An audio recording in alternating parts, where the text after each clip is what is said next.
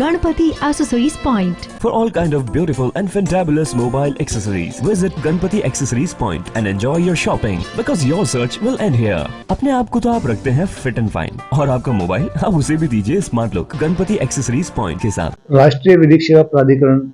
नई दिल्ली द्वारा इस वर्ष की आज चौथी राष्ट्रीय लोक अदालत है। राष्ट्रीय लोक अदालत एक राष्ट्रीय महत्व का विषय है और इससे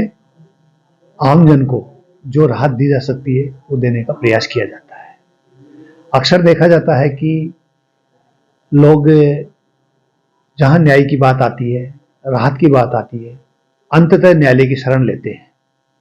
लेकिन न्यायालयों में बढ़ते हुए मुकदमों के अंबार को देखते हुए, वहां पर लगने वाले समय को देखते हुए, वहां पर होने वाले खर्च को देखते हुए, जबकि हिंदुस्तान में 70% जो जनसंख्या है वो गरीबी की हालत में है, महिलाएं हैं, बच्चे हैं, श्रमिक हैं, इन लोगों को न्यायालयों कचहरी इसमें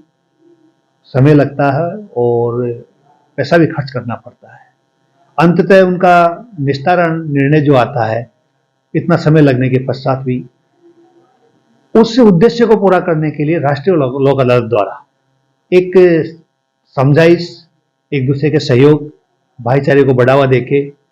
समाज में शांति को लेकर, सौहार्द को लेकर एक शॉर्टकट तरीके से उनको समझाकर राष्ट्रीय लोक अदालत के द्वारा उनको राहत प्रदान की जाती है ताकि मुकदमे भी नहीं बढ़ेंगे, मुकदमे का अंतिम रूप से भी निश्चय हो जाता है